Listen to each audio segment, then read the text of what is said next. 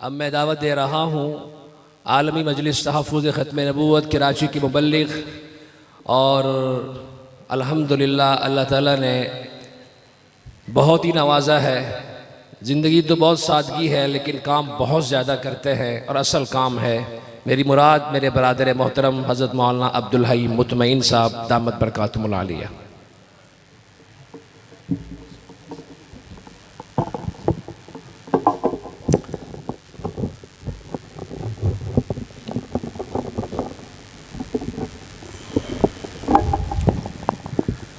بسم اللہ الرحمن الرحیم، نحمدہ ونصلی علی رسولہ الکریم، اما بعد۔ ابو داود شریف اور ترمذی شریف میں حضرت ثوبان رضی اللہ تعالیٰ عنہ سے یہ حدیث شریف مروی ہے۔ نبی کریم صلی اللہ علیہ وسلم نے ارشاد فرمایا، عن قریب میری امت میں 30 بڑے بڑے فراڈی دھوکے باز پیدا ہوں گے، ان میں سے ہر ایک اپنے آپ کو نبی کہے گا۔ میری امت یاد رکھنا، میں اللہ کی طرف سے آخری نبی ہوں، میرے بعد کسی قسم کا کوئی نبی پیدا نہیں ہو سکتا۔ سامعین محترم، اس فرمان کے مطابق نبی کریم صلی اللہ علیہ وسلم کے مبارک زمانے میں اسود عنسی، طلحہ اسدی، مسیلمہ کذاب، ان 3 لوگوں نے نبوت کے دعوے کیے۔ ان میں سے اسود عنسی اور مسیلمہ کذاب کو حضرات صحابہ کرام نے قتل کیا۔ طلحہ اسدی دوبارہ مسلمان ہونے کی برکت سے بچ گیا۔ یہ سلسلہ اس امت میں اسی طرح جاری رہا۔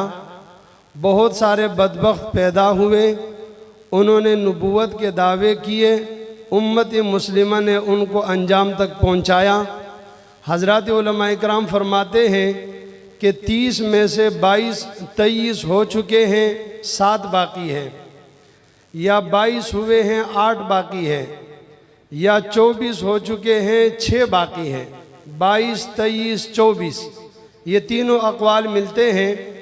ان میں جو آخری نمبر ہے ہمارے اس زمانے کا دجال مرزا غلام قادیانی، آج سے تقریباً 183 سال پہلے 1840 کو ہندوستان کے علاقے قادیان میں پیدا ہوا۔ آج سے تقریباً 115 سال پہلے 1908 کو لاہور میں مر گیا۔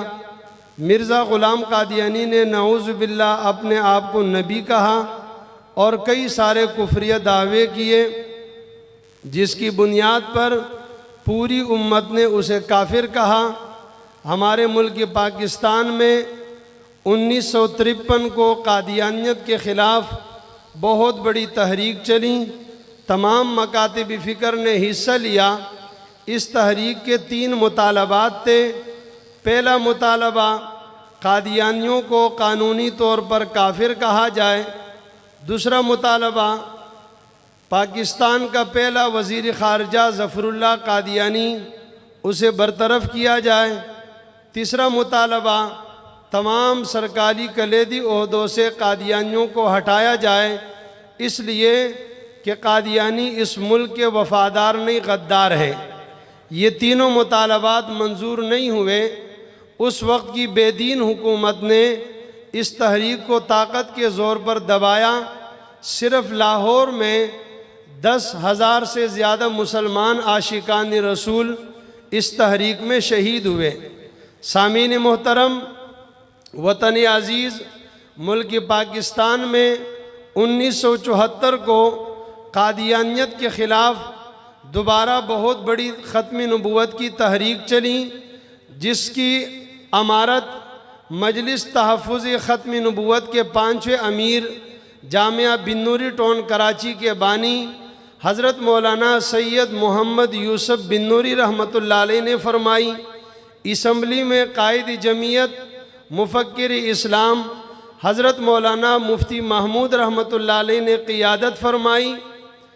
21 دن تک ہمارے ملک کی قومی اسمبلی میں قادیانیت کے عنوان پر گفتگو جاری رہی، جس کے نتیجے میں تمام اراکین ممبران اس بات پر متفق ہوئے کہ مرزا غلام قادیانی اور اس کے ماننے والے مسلمان نہیں، دائرہ اسلام سے خارج اور کافر ہیں۔ سامعین محترم، ہمارے ملک پاکستان کے غیرت مند وزیر اعظم جناب ذوالفقار علی بھٹو صاحب نے 7 ستمبر 1974 کو اس فیصلے کا اعلان کیا۔ یہ بھی کہا کہ یہ پوری قوم کا فیصلہ ہے کہ قادیانی مسلمان نہیں، دائرہ اسلام سے خارج اور کافر ہے۔ پھر اس فیصلے کو قانون میں شامل کیا گیا۔ الحمدللہ آج بھی دستوری پاکستان کی کتاب میں دفعہ نمبر 260 شق نمبر B اور C اس میں یہ قانون موجود ہے۔ سامعین محترم، اس موقع پر آپ حضرات سے ایک درخواست یہ کرنی ہے، یہ قانون بنا ہے ہزاروں شہدائے ختم نبوت کی قربانیوں کے نتیجے میں۔ اس قانون کے پیچھے شہدائے ختم نبوت کا خون ہے، ان کے جانوں کے نذرانے ہیں۔ جیسے قانون بنانا ضروری تھا، قانون بچانا بھی ضروری ہے۔ آج اس قانون کو ختم کرنے کی کوششیں ہو رہی ہے۔ 7 ستمبر کو جو قانون بنا ہے، ستمبر کا مہینہ ہے، آج اس مہینے کی 3 تاریخ کو ہم شہدائے ختم نبوت کی روحوں سے ایک وعدہ کریں کہ انہوں نے جانیں قانون بنانے کے لیے جانیں قربان کی ہے، ضرورت پڑی تو قانون بچانے کے لیے ہم جانیں قربان کریں گے انشاءاللہ۔ جو اس قربانی کے لیے تیار ہے کم سے کم بلند آواز سے کہے انشاءاللہ۔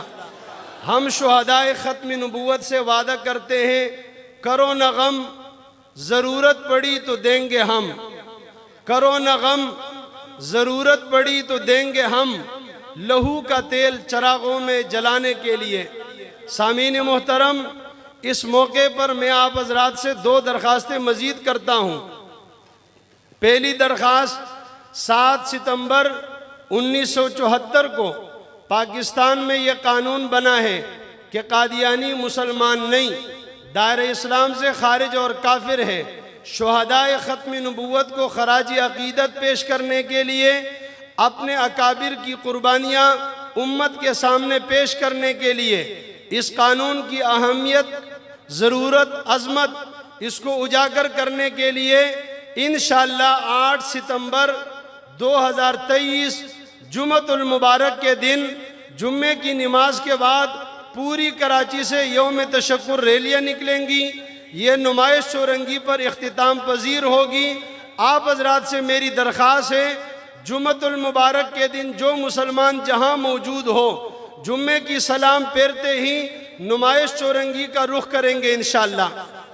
جو حضرات اس کے لیے تیار ہے بلند آواز سے کہیں انشاءاللہ۔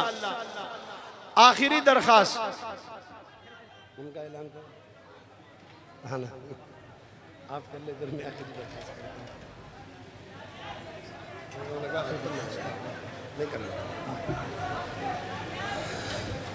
ہمارے آج کے اس پروگرام کے مہمان خصوصی شاہین جمعیت شہزادہ سینٹ محترم جناب مولانا حافظ حمداللہ صاحب دامت برکاتہم العالیہ اسٹیج پر تشریف لانے والے ہیں۔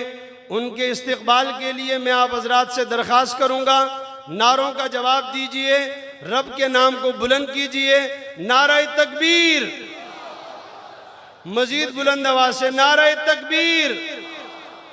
تاج و تخت ختم نبوت، تاج و تخت ختم نبوت، عظمت صحابہ، شان رسالت، اکابرین ختم نبوت، شہدائے ختم نبوت، قائدین ختم نبوت، مبلغین ختم نبوت، خدام ختم نبوت، محافظین ختم نبوت، عاشقان ختم نبوت، نعرہ تکبیر۔ سامعین محترم، آپ سے آخری درخواست کر کے اجازت چاہوں گا۔ ہم میں سے ہر مسلمان کو 3 باتیں یاد ہونی چاہیے، آگے ہر مسلمان کو یہ باتیں بتانی چاہیے۔ پہلی بات، قادیانی مسلمان نہیں۔ دوسری بات، قادیانیوں کی چیزیں استعمال کرنا جائز نہیں۔ تیسری بات، زیادہ استعمال ہونے والی 3 قادیانی چیزیں۔ پہلی چیز کا نام شیزان، دوسری چیز یونیورسل اسٹیپلائزر، تیسری چیز ذائقہ گھی۔ شیزان قادیانیوں کی کمپنی ہے۔ شیزان کا جوس، کیچپ، اچار، کسٹر، مربے، چٹنیاں، سمرقند کے نام سے لال رنگ کا شربت، یہ سب قادیانیوں کے ہیں۔